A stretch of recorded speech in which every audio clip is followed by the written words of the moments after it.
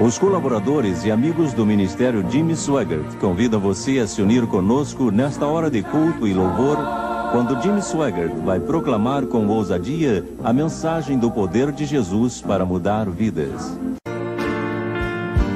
Sometimes gently sing. Se você tem sua Bíblia, por favor, abra comigo ao livro de Romanos.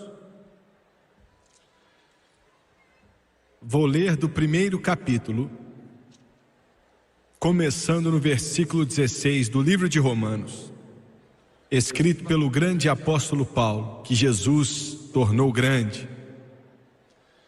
Começando no versículo 16, Romanos 1, vamos lá.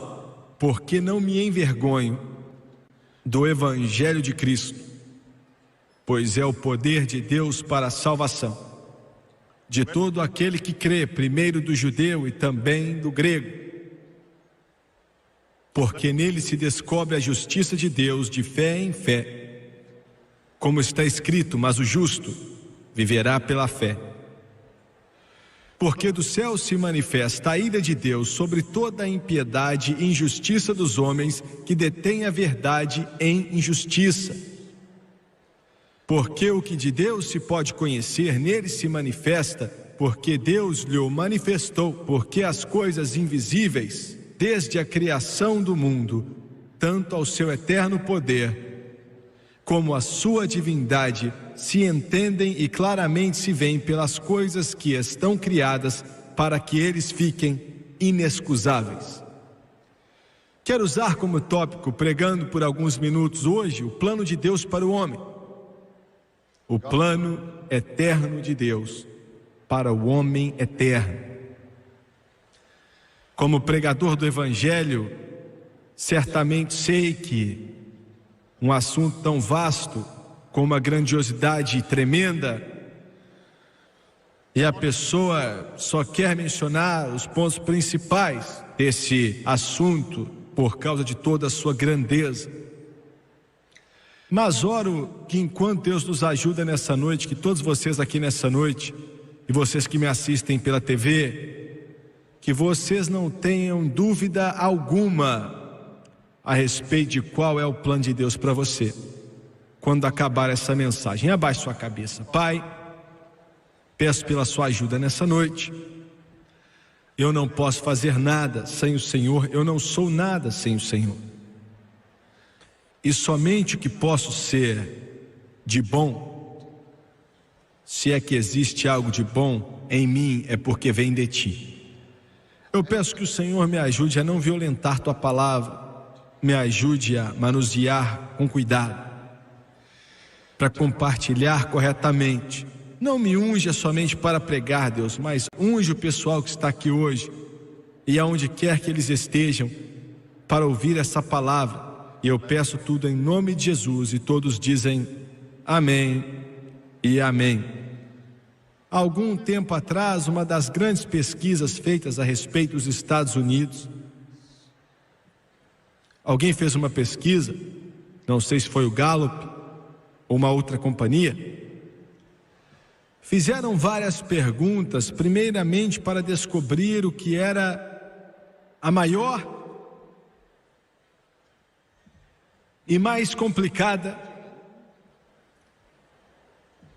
das perguntas que poderia estar passando no pensamento e na alma dos americanos.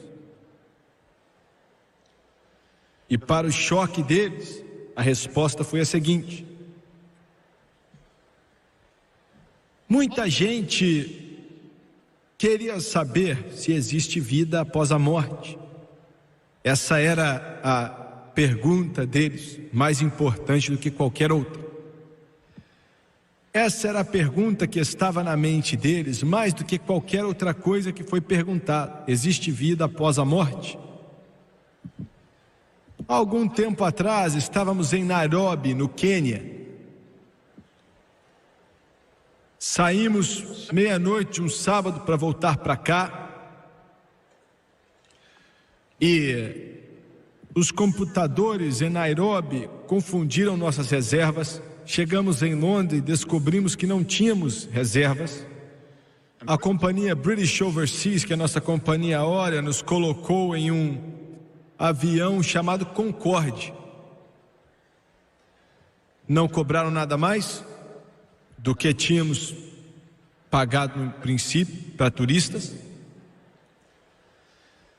Eu estava sentado nesse avião que voa 2 vezes mais a velocidade da luz, próximo a um homem, e depois de conversar um pouco, descobri que ele era um empregado de uma das grandes companhias de óleo dos Estados Unidos. Ele era de Nova York e viajou a vida inteira, no mundo inteiro, perfurando, buscando óleo nas areias do Saara, nos países africanos, América do Sul.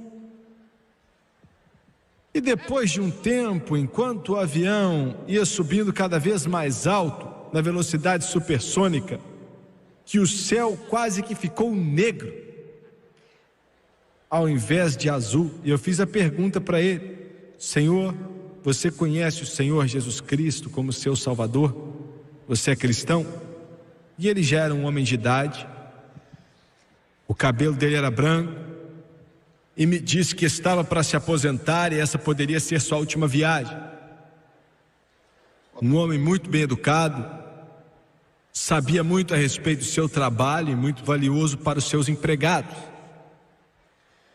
E ele disse: não, eu não sou. Eu não confesso ser de nenhuma fé e não sei se existe um Deus.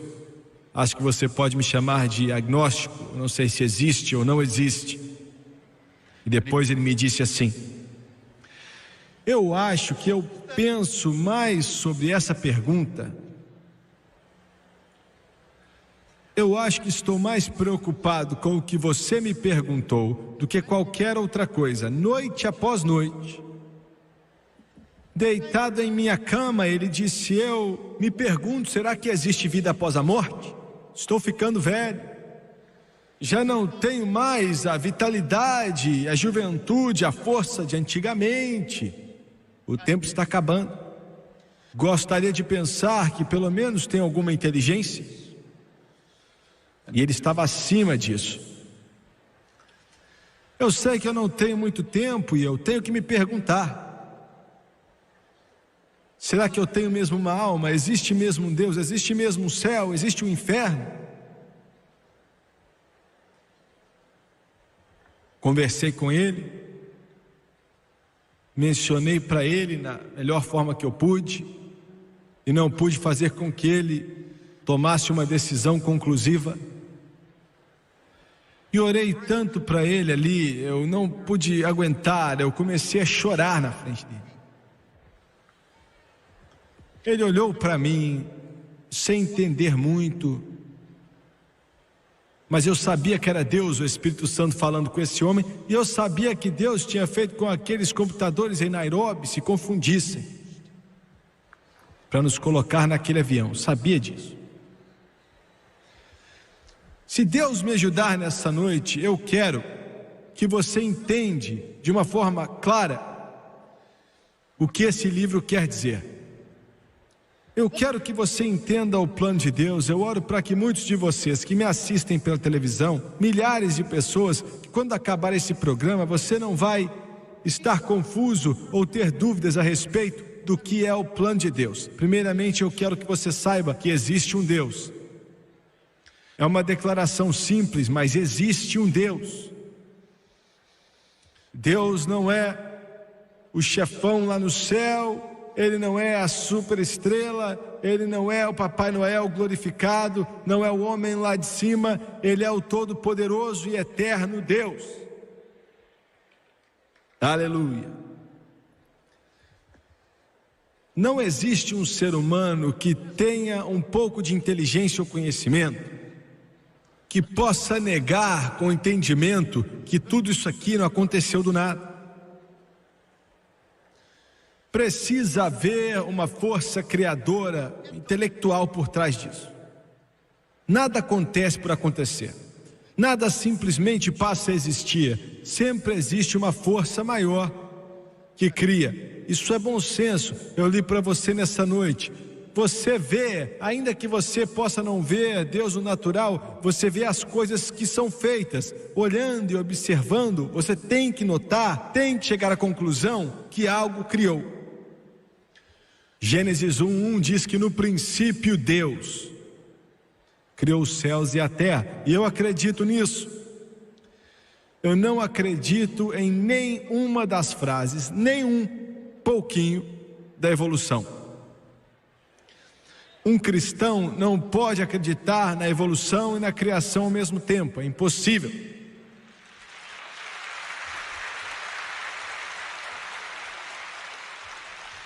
O homem não veio do macaco, os céus não foram criados através de algum tipo de teoria do Big Bang, ou algum efeito. Os céus foram criados por Deus. Quando foram criados, eu não sei. Essa terra foi criada por Deus. Quando Ele criou, não sei, mas Ele criou, foi Ele quem fez, pertence a Ele. Ele tem o pó da terra em suas mãos. Agora, alguns de vocês me assistindo pela televisão estão rindo disso. Você pode zombar, pode sorrir com a sua superioridade de intelecto. Isso é tolice, eu não acredito nisso. Então deixa eu te fazer uma pergunta, Senhor. O que você vai pegar para substituir essa Bíblia aqui? Me conte. Você vai substituir isso aqui com os delírios de um louco chamado Adolf Hitler, que escreveu Mein Kampf? É isso que você vai usar para substituir isso aqui, ô repórter, seja quem você for? Talvez você prefira os delírios de Karl Marx e Descapitados, ou de Lenin. Talvez é isso que você quer. Talvez você queira aquele aglomerado de violência chamado Alcorão. Talvez é disso que você goste. Escuta aqui, até que você encontre algo que venha substituir isso, não critique. Aleluia. Não critique. E eu vou dizer outra coisa, hein? Passou pelo teste do tempo faz muito, muito tempo. Os Césares já vieram e já foram, mas esse livro está vivo. Os reis também já vieram, mas esse livro está vivo. Imperadores como Alexandre o Grande já vieram e já foram, e esse livro ainda está vivo. Adolf Hitler já veio e foi embora, e esse livro ainda está vivo. O Joseph Stalin veio e foi embora, mas esse livro ainda está vivo. Demônios e diabos já vieram e foram embora, mas esse livro ainda está vivo. Pois Deus diz que nenhum ponto, nenhuma vírgula dele vai passar até que tudo se cumpra. E eu acredito na Bíblia.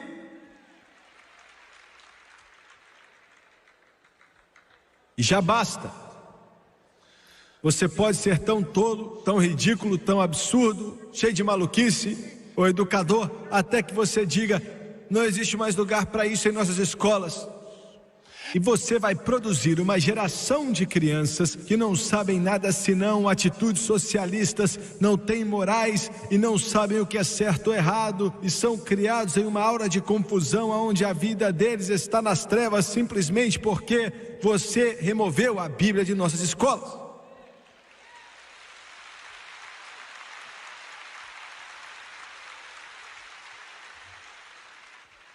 Eu creio na Bíblia. Eu creio que Deus criou os céus e a terra.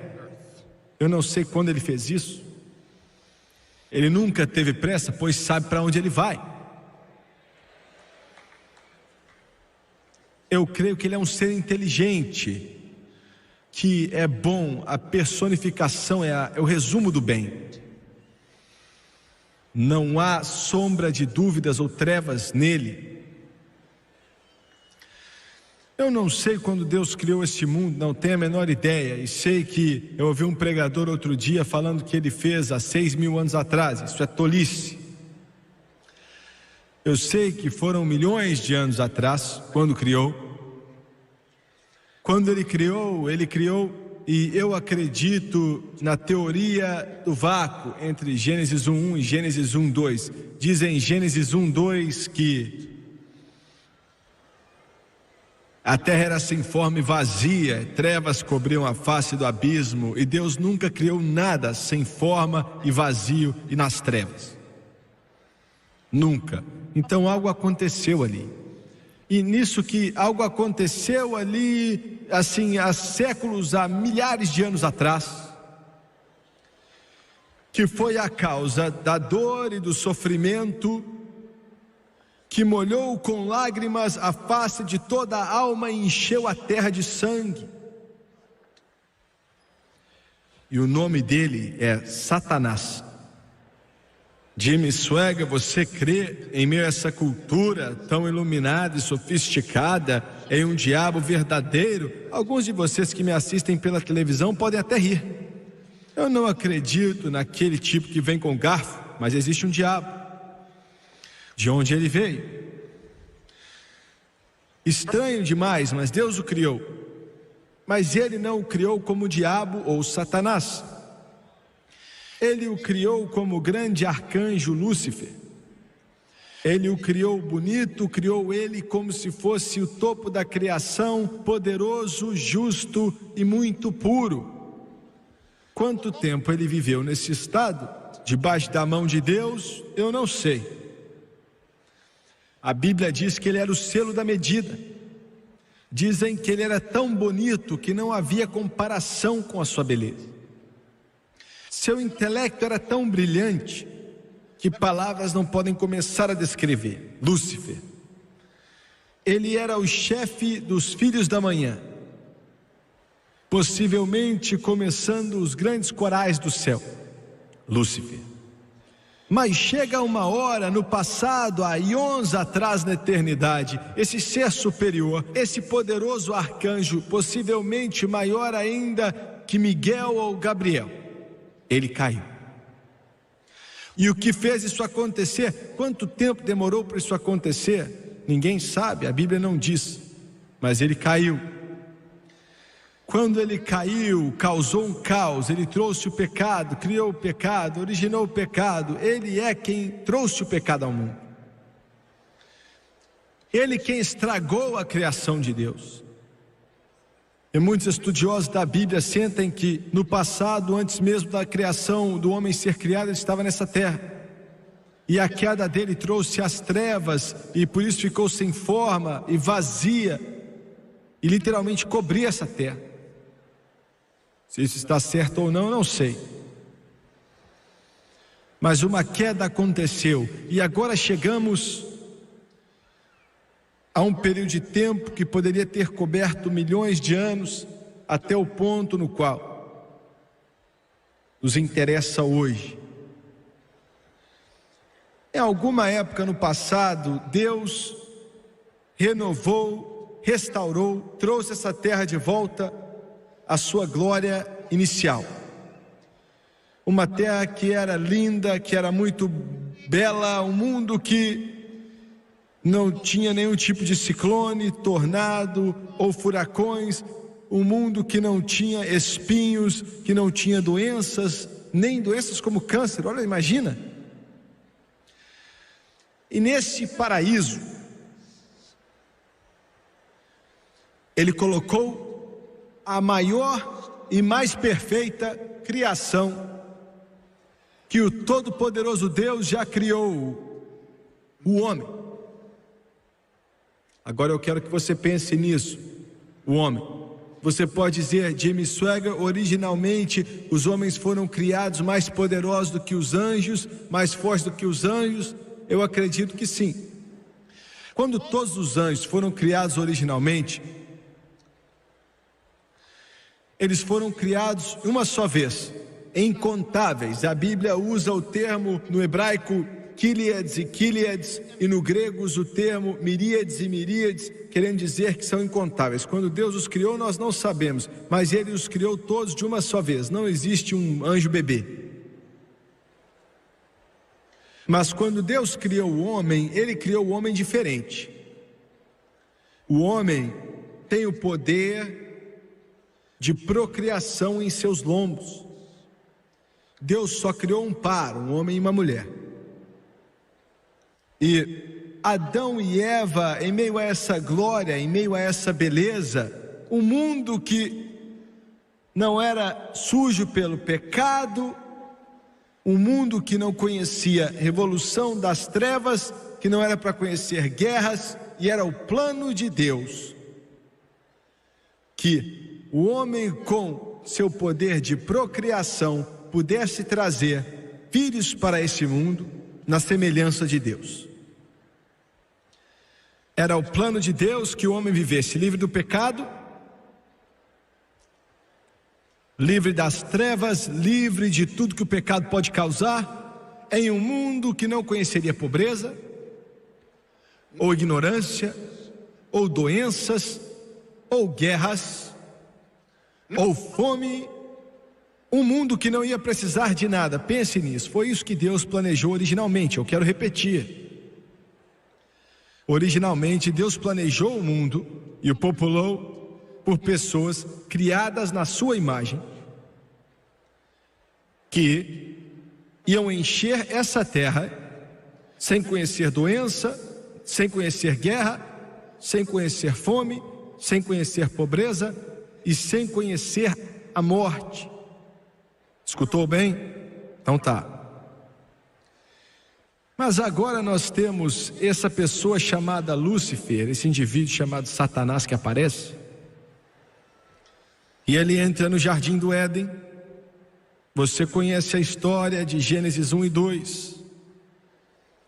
Deus tinha dito a Adão e Eva: coma de qualquer árvore do jardim, mas a árvore da sabedoria do bem e do mal vocês não podem comer, porque no dia que vocês comerem da árvore do conhecimento do bem e do mal, certamente você vai morrer. Agora alguém perguntou: para que é que Deus fez aquilo? Por que é que Deus, que é verdadeiro e santo, decidiu deixar aquela árvore lá ao invés de removê-la do jardim? Deus não sabia que o homem ia acabar comendo daquele fruto e trazer dor e sofrimento sobre todas as gerações futuras? Deus não sabia disso, não? Claro que sabia. Deus sabe de todas as coisas. Deus sabia de tudo ali. Ele sabia o que o homem faria. Você pode dizer: se Deus sabia disso, então por que Ele não parou Adão? Por que foi que Deus não parou o homem? Por que foi que Deus não parou Satanás? Por que foi que Deus não parou a vontade do homem de comer desse fruto? Por que Deus não fez isso? Você já pensou isso? Isso já passou pela sua cabeça? Alguns de vocês sentados aqui nessa noite, você já passou por tanta dor que vale por 10 vidas. Alguns de vocês nesse lugar, a agonia que já veio sobre a sua alma é indescritível com palavras, mas isso vem daquele momento em que Adão e Eva caíram há tanto tempo atrás. Entendeu? Por que foi que Deus não evitou tudo isso? Você precisa pensar um pouco nisso. O Todo-Poderoso Deus, capaz de fazer todas as coisas, sabendo que com o seu sabendo que com o seu intelecto todo-poderoso e sabedoria futurística, o que causaria a queda de Adão, Ele sabia e ainda assim permitiu que Adão fizesse. Eu vou te dizer por que Ele permitiu. Por causa da forma de como Ele criou o homem. Ele não criou o homem como se fosse um robô ou alguém que fosse um escravo que só segue ordens. Ele criou o homem com um livre arbítrio.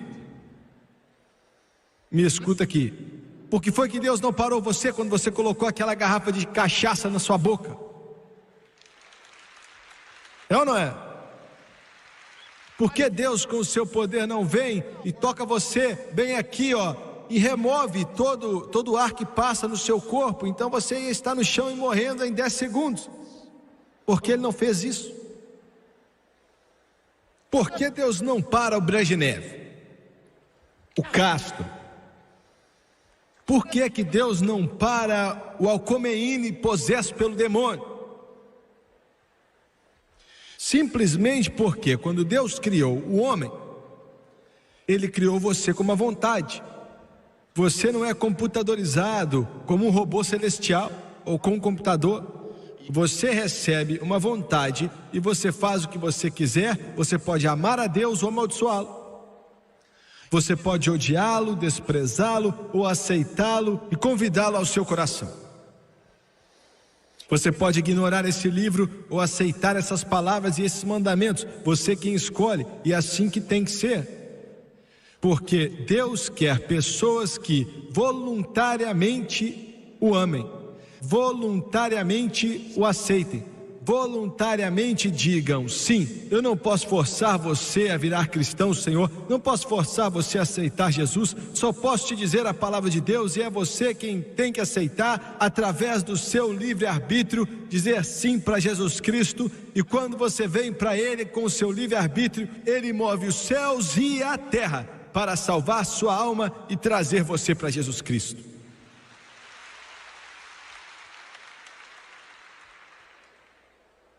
Entendeu bem? O homem foi criado com o seu livre arbítrio. Então Adão teve o direito de aceitar ou rejeitar, ignorar aquela árvore do conhecimento entre o bem e o mal,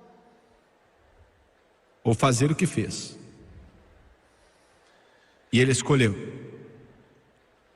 Alguém disse assim: olha, essa história de um homem comendo uma maçã e trazendo toda essa dor, eu não consigo acreditar nisso. Foi o que o homem falou para mim no aeroporto uma vez. Eu não acredito nisso não. Bem, em primeiro lugar, eu não sei se foi uma maçã ou não. Eu não sei que fruta foi. A Bíblia não diz. E não era tanto como vocês pais dizem ao seu filho ou sua filha que tem 8, 9, 10 anos: não pegue um biscoitinho, você já comeu demais. E aquela criança desobedece a você e rouba aquele biscoito da jarra. Esse não é o problema do biscoito. O biscoito não é o problema. A desobediência daquela criança é que é o problema. Aquela criança ignorando o que você disse para ela e pediu que ela fizesse, independente daquele biscoitinho lá, não tem nada a ver. É aquela criança se rebelando contra a sua autoridade e dizendo: olha, eu não estou nem aí para o que você quer, eu não estou preocupado com o que você está dizendo, eu quero aquilo e vou pegar. E esse é o problema do mundo hoje. O mundo diz: Deus, nós não te queremos, não estamos interessados em você, vamos fazer o que queremos, vai ser como a gente quer.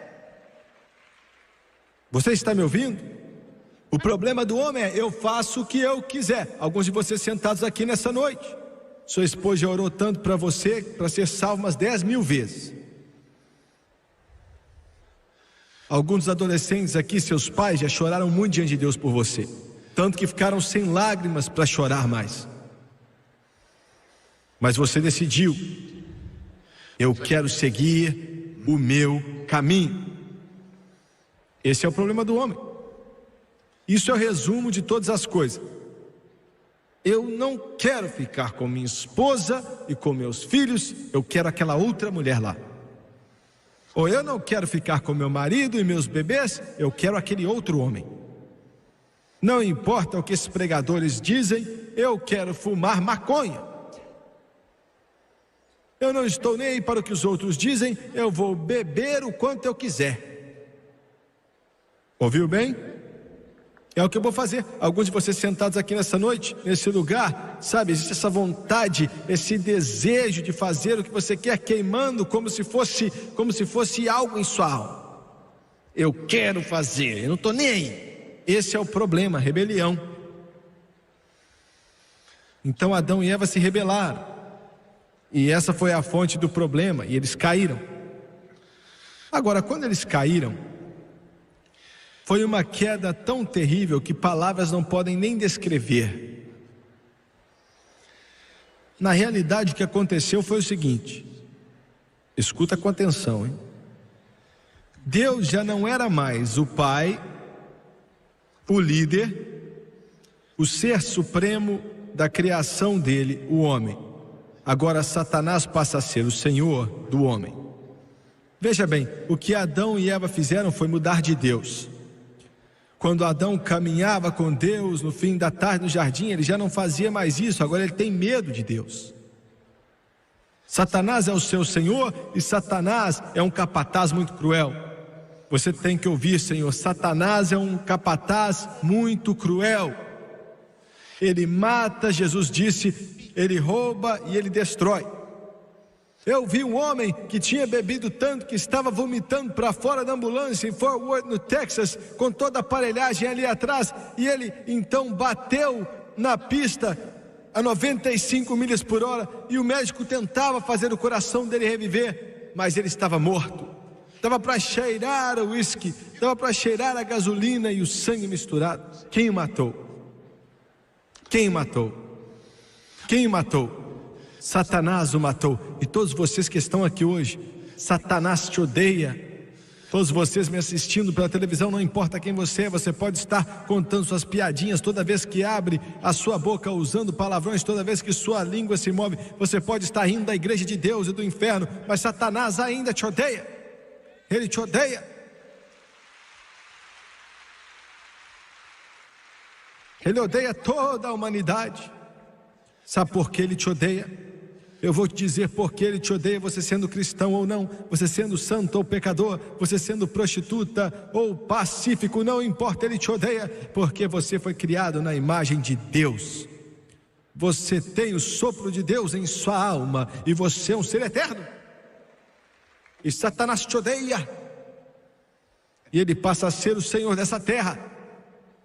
E com ele vem guerras, pobreza, ignorância, vergonha, os corações quebrantados, o choro e a dor, a doença, o câncer, os bebezinhos que nascem com leucemia, tudo que é podridão, tudo que é sujeira, tudo que é poder denegridor, de sofrimento, de doença que acaba com as pessoas. Me escute com atenção aqui, Senhor. Alguns de vocês culparam a Deus, você culpa Jesus Cristo, você culpa a Bíblia, mas não é culpa de Deus, não é culpa da Bíblia, não é culpa de Jesus, a culpa é de Satanás. E agora o homem está em apuros. Você pode dizer, não consigo entender, Jimmy Swaggart, como alguém que fez algo há 6.000 anos atrás, por aí vai. Eu não entendo como isso me afeta hoje. Eu vou te falar como te afeta. Porque, veja bem, nos lombos de Adão estava a semente de todo bebê que iria nascer. E quando Adão foi contaminado, fluiria nas correntes sanguíneas de tudo que é criança que nasceu nessa terra. E Satanás foi quem começou. Ele plantou aquela semente nas mentes dos anjos. Escuta aqui. Em meio aos querubins, os santos, não haviam como chegar à conclusão de como o homem seria salvo, porque como ele seria salvo? Porque todos os homens que nasceriam pecadores. Católicos, presbiterianos, luteranos, seja quem for que, olha, você pode batizar quando bebê, falar que agora são parte da igreja e agora são salvos através de regeneração da água, mas a água não salva ninguém.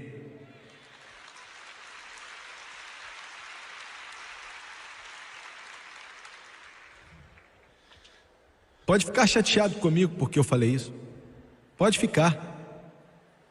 Mas eu digo isso para você porque te amo seus filhos, amo seus bebês, e você pode ensinar a eles, vocês foram salvos, tudo está bem, porque eu te fiz cristão na igreja quando você ainda era uma criança. Isso não salva eles, eles podem ir para tudo que é igreja, podem beijar até o pé do Papa se quiserem, mas não salva a alma deles, não.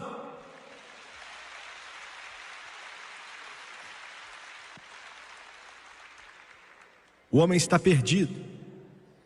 Está completamente perdido. O inferno está sorrindo de alegria. O que é que Deus vai fazer agora?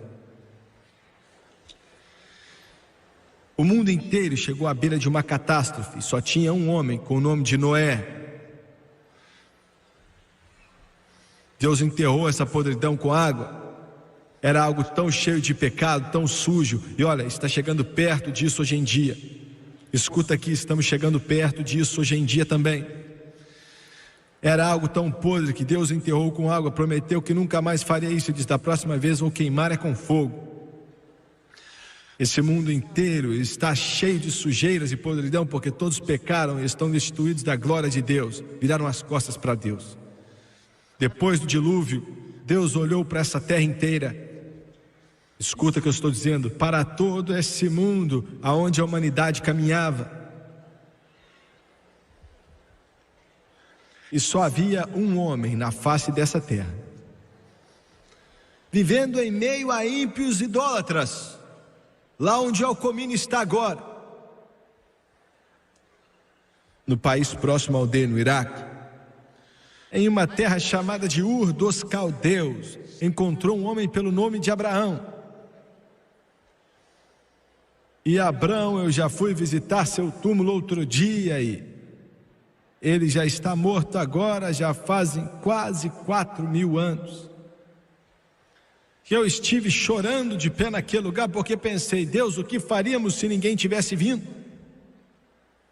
Mas Deus encontrou um e disse: saia do meio dessa bagunça adoradora a ídolos, saia dessa confusão, largue o seu pai, largue sua irmã, largue todo mundo. E a mensagem ainda é a mesma hoje: o mundo é seu inimigo, é sujo, é podre, e como filho de Deus você tem que encontrar uma igreja onde o pregador sobe em cima do púlpito e chora pelos perdidos e se alegra pelos redimidos e prega a palavra do Todo-Poderoso Deus. Não se importa com o que a humanidade diz, e o dinheiro não pode comprá-lo, diabos não podem amedrontá-lo. Ele é cheio do Espírito Santo, cheio do poder de Jesus Cristo, e ele te diz: assim diz o Senhor, e ele prega para você até que fogo pegue na sua alma.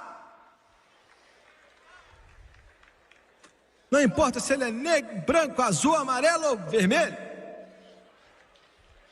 Mas alguns de vocês vão para uma igreja que não viu Jesus Cristo faz 50 anos.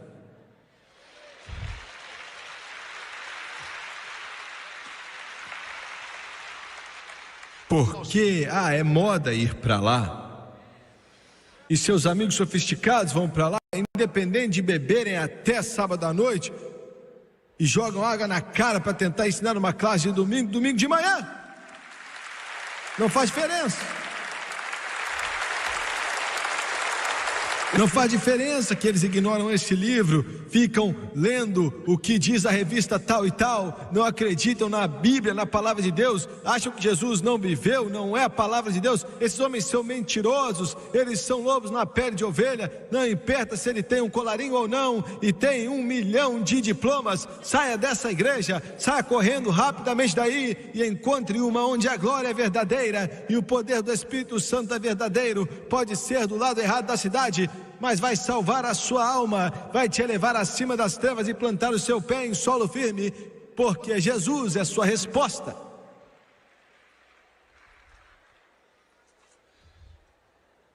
Estou falando abertamente. Alguns aí ficam tão nervosos comigo que rangem até o dente para mim.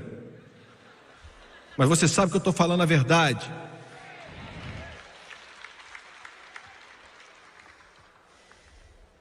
E encontraram Abraão. Abraão disse: aonde eu tenho que ir? Ele falou: não é da sua conta, só vai. Aleluia. E Abraão foi buscando uma cidade que o construtor era Deus. Aleluia, aleluia. Não eram muitos, somente Abraão. Depois veio Isaac, depois veio Jacó, depois veio José. Ele se encontrou no Egito. Esse é o negócio. Olha, essa é a igreja, meu amigo. São batistas, metodistas, católicos, presbiterianos, Assembleia de Deus, quadrangular, pentecostal de santidade, nazareno, luterano, tudo embolado numa só. Só eles. Existem mais de nós hoje do que já existiu antes. Você sabia que agora na América Latina mais pessoas estão sendo salvas do que bebezinhos estão nascendo? Sabia disso? Aleluia. Aleluia. Eu preguei uma igreja em El Salvador, no São Salvador, aonde as guerrilhas comunistas estão sempre combatendo. O presidente Reagan, olha, não deixe os comunistas tomarem conta daquele lugar, não deixe o diabo tomar conta daquele lugar, não deixe a América desviar, se segure aquilo ali, porque o Espírito de Deus está enviando o avivamento do Espírito Santo lá para El Salvador, hein? Eu sei o que eu estou falando. Preguei uma igreja em São Salvador, no meio de mendigos, da guerrilha. A missionária, a esposa do pastor lá, já sofreu assalto 7 vezes, a mão armada, roubaram o carro dela, pessoal da guerrilha. Aquela igreja tem 15 mil pessoas. 15 mil pessoas. 15 mil pessoas salvos, cheios do Espírito Santo. Aleluia a Deus. Glória a Deus. Glória a Deus. Glória a Deus. Glória a Deus. Glória a Deus. Preguei outro dia lá no sul da Coreia. A maior igreja do mundo, 225 mil membros, salvos e cheios do Espírito Santo, com evidência de orar em outras línguas, como o Espírito de Deus capacita. O vento está soprando, o vento está soprando. Ele disse: eu ouvi o som. O vento está soprando. Existem mais de nós dois do que já existiu na história, mas ainda somos minoria por causa do mundo, mas não pelas trevas. Moisés, Deus tem que salvar o homem. Como ele vai fazer? O que ele vai fazer? Ele tinha que enviar um Redentor ao mundo. Você está perdido, Senhor. Você não quer admitir, mas está perdido. Você não pode se salvar. Você pode construir seus prédios, se envolver em suas tentativas filantrópicas. Isso é bom, mas não vai salvar você. Não salva ninguém. Só Deus pode salvar o homem. Moisés. Deus disse a Moisés: eu vou dar a você um plano que vai ser complicado, difícil, sangrento, dispendioso, mas não tem outro jeito. Uma vez por ano, um sumo sacerdote que eu vou escolher vai chamar todo Israel para próximo de si. Um cordeiro sem mancha ou mácula vai ser morto aqui da parte de trás do pescoço até a espinha. Sua carne vai ser aberta. Se tiver uma só mancha, não pode usá-lo, porque ele vai ser uma tipificação do Redentor do mundo que virá, o Cordeiro. Corte a garganta dele, o sangue vai derramar, assim como o sangue será derramado do meu filho. E uma vez por ano, o sumo sacerdote vai entrar no Santo dos Santos. E ele vai oferecer o sangue no propiciatório entre os querubins. E se eu aceitar e o povo confiar em mim, isso vai salvá-los. E eu quero te dizer isso, você precisa me ouvir. A pobre raça judaica tem tropeçado nas trevas já faz 2000 anos, mas eles estão voltando para casa. Escute essa Bíblia, eles estão voltando para casa. E tem mais que eu quero dizer, hein?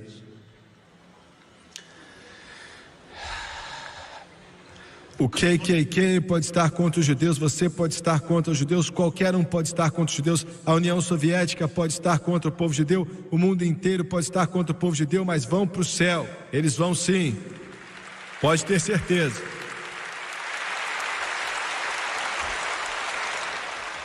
Porque aquela pobre raça de pessoas são os que Deus escolheu, vieram dos lombos de Abraão. E essa Bíblia diz que a salvação é dos judeus. Agora viraram as costas para Jesus Cristo, mas ele vai trazê-los para casa. Eu quero dizer mais uma coisa, senhor presidente, a América vai passar por tempos difíceis. Todo o mundo árabe vai ser contra o povo judeu. E pode chegar uma época quando os Estados Unidos não vai mais ter petróleo e vamos estar muito tentados a virar as costas para Israel. Mas se virarmos nossas costas para Israel, então perdemos tudo o que temos, porque Deus diz que quando Ele chamou Abraão, Ele iria abençoar aqueles que os abençoam e amaldiçoaria aqueles que amaldiçoam a Ele. Isso é fato.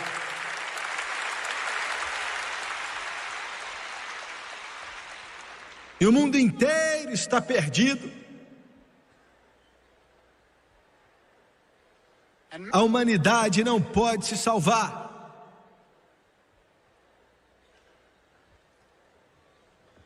E Deus prometeu que um Redentor iria vir. E Ele fez como mais ninguém, nem os judeus pensaram que Ele faria assim. Gabriel apareceu para uma garotinha judaica adolescente pelo nome de Maria.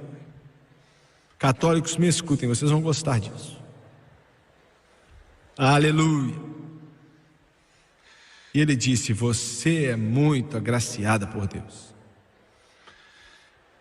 Você vai dar à luz e o santo que de ti há de nascer aleluia, será chamado de Filho do Altíssimo. Aleluia ao Cordeiro. Ele nasceu de uma virgem.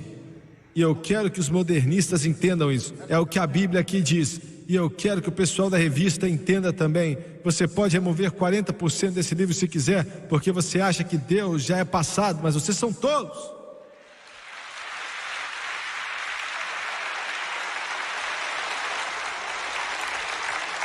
Pode comparar com qualquer outro livro, mas não mexa nesse aqui não. Porque ele diz que se você remover qualquer palavra ou adicionar qualquer palavra, eu vou apagar o seu nome do livro da vida.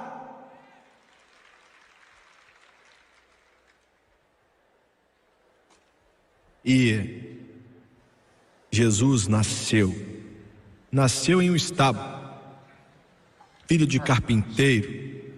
Por quê? Por quê? Porque ele não nasceu na casa do mais rico, poderoso e famoso. Por quê?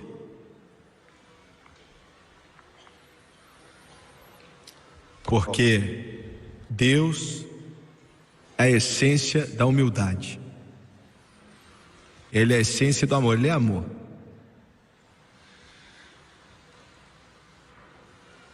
E Jesus foi criado como filho do carpinteiro. Agora Ele aparece com 30 anos de idade para curar os doentes, expulsar demônios, ressuscitar os mortos. E nunca houve outro como Ele. E eu quero te dizer outra coisa: muçulmanos, vocês podem se prostrar diante de Meca 3 vezes por dia e orar. E você pode falar sobre Alá o quanto você quiser, mas não pode chegar a Deus a não ser por Jesus Cristo.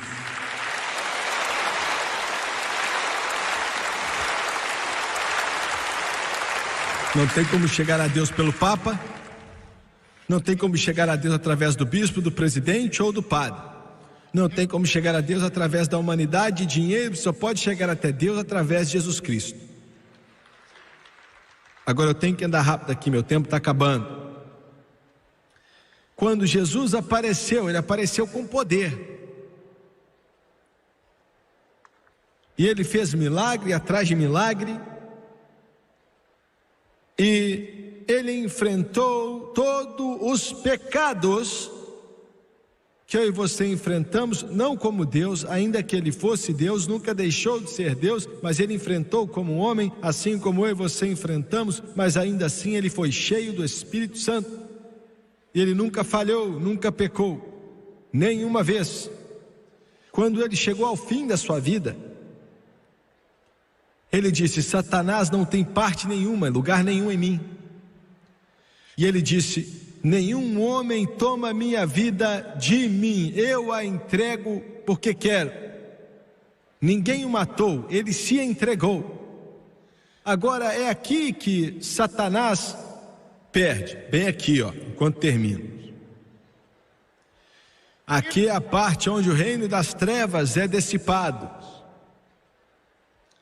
Aqui é onde Satanás veio ao evento principal e perdeu. Ele tinha o direito de levar toda a alma que já viveu para o inferno, porque todos pecaram. Ele tinha o direito de matar toda pessoa, porque tinham falhado. Mas ele não tinha direito de matar a Jesus Cristo. E você pode dizer, você disse que ele entregou a vida dele. Isso simplesmente quer dizer que ele não exerceu o seu poder para evitar a morte. E quando Satanás colocou a mão nele, nessa hora ele foi longe demais. Foi quando ele deu um passo a mais, pois ele não tinha direito sobre Jesus Cristo. Jesus nunca tinha pecado, Satanás não tinha nenhuma parte nele. Satanás tinha o direito de tomar minha vida, de tomar você, Moisés, Elias, José, Elias, Jeremias, mas não tinha direito sobre Jesus. E quando ele fez isso, foi o que ele não deveria ter feito. Porque no poço do inferno, Jesus Cristo venceu os poderes das trevas e triunfou sobre Satanás, totalmente, por completo, e venceu ele pelo poder de Deus, para que todo aquele que queira possa vir e beber da água da vida de graça. O preço já foi pago, a alma já foi redimida. Nenhum homem precisa ir para o inferno. Ninguém precisa morrer perdido. Nenhuma pessoa precisa de aceitar a injustiça. A Bíblia diz que todo aquele que quer pode vir. Você é quem escolhe, você pela televisão, você que está aqui nessa noite também. O homem caiu, Jesus o redimiu, e você pode ser salvo. Abaixe sua cabeça, por favor. Precioso Deus, Pai Celestial, toma autoridade sobre esse espírito das trevas que tenta atrapalhar. Eu ordeno, Satanás, que saia e deixe esse povo em paz. Seu mentiroso, não há verdade em ti. Eu peço a Deus que essas palavras que dissemos venha trazer o homem de volta. Que eles venham criar raiz no coração das pessoas. E eu peço em nome de Jesus. E te agradeço, Jesus, pelo sangue. Quantos aqui nesse lugar hoje, você está perdido? Por milhares e milhares e até milhões de anos, o Todo-Poderoso Deus trabalhou para que você fosse salvo. Pois antes da fundação do mundo, na mente de Deus, Jesus foi crucificado. Quantos de vocês agora podem levantar a mão e dizer: Jimmy Swaggart, não estou bem, não estou vivendo bem, você pode orar por mim? Quantos aqui hoje dizem: preciso de Deus e de Jesus, não quero ir para o inferno? Você pode orar por mim? Agora levante sua mão e eu não quero te envergonhar. Aqui em cima, primeiramente, continue levantando a mão. Obrigado, Deus ama muito a você, te ama muito. Aqui na frente, quantos de vocês agora podem levantar a mão enquanto eu estou apontando o dedo para a direção onde você está? Ore por mim, levante a mão. Obrigado, continue levantando a mão. Eu não estou vivendo corretamente. Eu quero que todos se coloquem de pé, por favor. Todos se levantem. Precioso Rei da Glória, obrigado, Jesus. Obrigado, Jesus. Obrigado, Jesus. Obrigado, Jesus. Eu quero que todos vocês que levantaram as mãos, quero que você venha ficar de pé aqui. Vai ser a melhor decisão que você já tomou. Sua alma está em jogo. Sua alma que nunca vai morrer e é eterna. Deus, o Espírito Santo, vai vir com você, anjos virão com você. Nenhuma pessoa tem que se perder.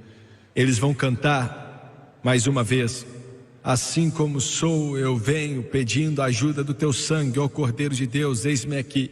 e em todo esse lugar, atrás, na frente, aqui dos lados, na área principal, venha.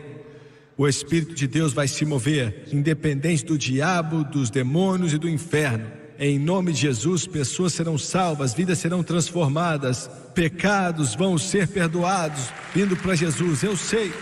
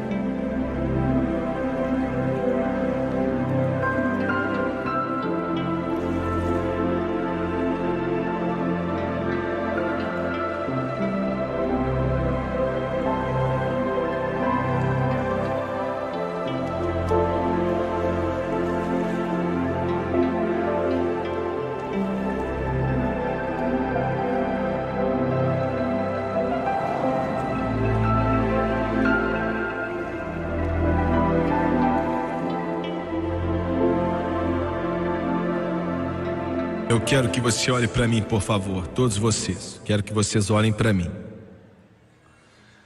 A maior coisa que posso te dizer, a maior verdade que posso te dar, e digo ao mesmo a você pela televisão, como digo aqui, é que Deus te ama. Ele ama a todos vocês mais do que você pode imaginar. Essa noite pode ser o maior momento da sua vida. Sua vida inteira pode mudar. Nada é como isso, é um milagre, é chamado de novo nascimento. Mas você tem que querer, e eu creio que você quer, senão você não estaria aqui.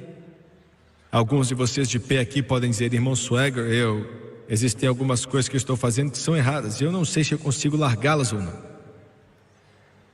Bem, a diferença é que agora você vai ter um poder com você que é maior do que essas coisas que te trouxeram problemas. Ele te dá poder para se tornar filhos de Deus.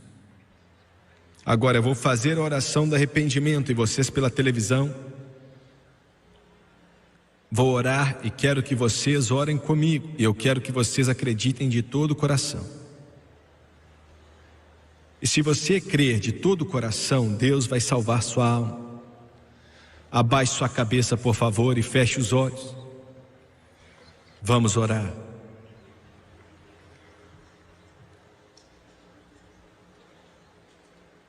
Querido Deus do céu, eu venho a Ti em nome de Jesus. Perdoe os meus pecados, como tenho vivido. Perdoa-me, por favor, e limpa-me com Teu sangue de toda injustiça. Estou arrependido. A Tua santa palavra diz, Romanos 10, versículos 9 e 10,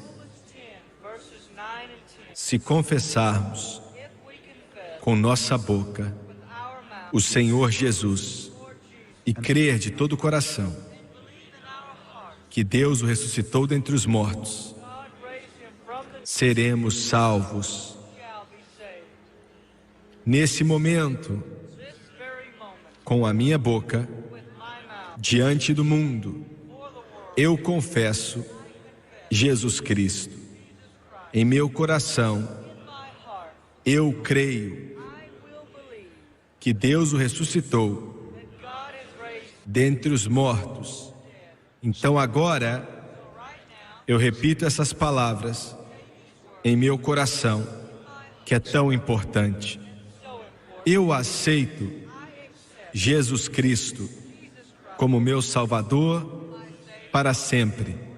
E agora, de acordo com Sua palavra, na qual acredito, sou lavado, estou limpo, estou redimido, estou transformado, eu nasci de novo eu estou salvo. Aleluia, aleluia.